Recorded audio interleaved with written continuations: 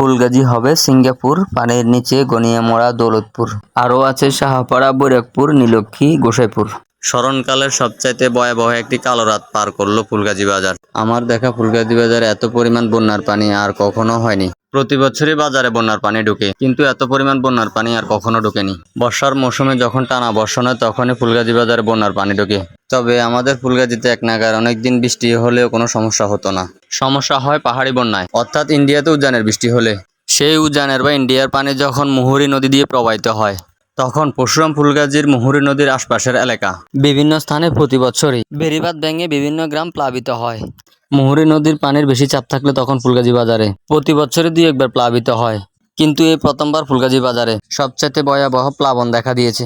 অন্যান্য বছর ফুলগাজী বাজারে বন্যার পানি আসলে তখন শুধু হাঁটু পরিমাণ বন্যার পানি হতো, কিন্তু এবছরই প্রথম দেখলাম ফুলগাজী বাজারের বিভিন্ন রোডগুলোতে বিভিন্ন স্থানে বুক পরিমাণও বন্যার পানি হয়েছে কোনো কোনো স্থানে, যার কারণে ফুলগাজী বাজারের বেশিরভাগ দোকানে বন্যার পানি ঢুকেছে।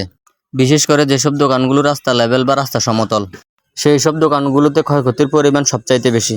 ফুলগাজী বাজারের সবচাইতে উঁচু মার্কেট যেগুলো রয়েছে, বিশেষ করে TS tower market, Bhuiyan tower এবং ওয়ালটাউনের শোরুম সহ উঁচু মার্কেটগুলোতে বন্যার পানি প্রবেশ করেছে। এগুলোর সাক্ষী স্বয়ং আমি নিজেই, কারণ আপনারা হয়তো দেখতে পারেন আমি কয়েকটা লাইভ ভিডিও করেছিলাম। রাত 12টা 1টা এসব সময় কিছু লাইভ রয়েছে, আপনারা চাইলে গিয়ে দেখে আসতে পারেন আমার আইডিতে। সেই লাইভ ভিডিওগুলো দেখলে আপনারা নিজেরাই বুঝতে পারবেন কি পরিমাণ বন্যার পানি হয়েছিল ফুলগাজী বাজারে। ফুলগাজী বাজারে প্রতি বছরই বন্যার পানি আসে, বিভিন্ন দোকানে ক্ষয়ক্ষতি হয়। কিন্তু এবার যে পরিমাণ ক্ষয়ক্ষতি হয়েছে, স্মরণকালের সবচাইতে বেশি ক্ষয়ক্ষতি হয়েছে। এমনিতেই বন্যা মানে মানুষের ভয়, বন্যা মানেই মানুষের আতঙ্ক। মানুষের বাড়িঘরে পানি, ফসলের ক্ষেতে ফসল নষ্ট, বীজতলা নষ্ট, মাছের ঘের ভাসিয়ে নিয়ে যাওয়া, বাড়িঘরে বন্যার পানি থাকায় রান্নাবান্না করতে না পেরে না খেয়ে দিন কাটানো। বর্ষা মৌসুম আসলে এই এলাকার মানুষ সবসময় আতঙ্কে থাকে। সেই জায়গায় মানুষের রুটি রুজির জায়গায় যদি ক্ষয়ক্ষতি হয়, অনেকে রয়েছে দোকানটাই তার সম্বল, দোকানের রুটি রুজি দিয়ে তার সংসার চলে।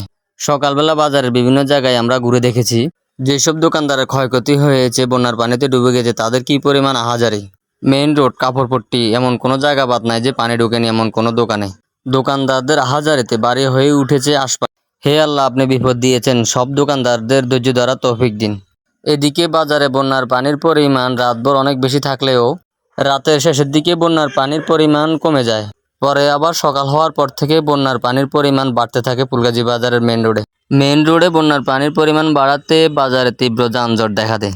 এদিকে ভিতরের বাজার অর্থাৎ কাঁচা বাজার, মাছ বাজার নিচু স্থান হওয়াতে বন্যার পানি জমে রয়েছে, যার ফলে কাঁচা বাজার, মাছ বাজার সকল বাজার এখন মেইন রোডে অবস্থান করতেছে সাময়িক সময়ের জন্য। পরে আবার কাঁচা বাজার থেকে পানি সরে গেলে কাঁচা বাজার আবার আগের পূর্বস্থানে চলে যাবে।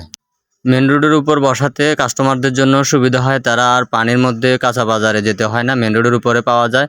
আর ব্যবসায়ীদের জন্য সুবিধা হয়, তারা অন্তত কিছু পরিমাণ হলেও বেচা বিক্রি করতে পারে।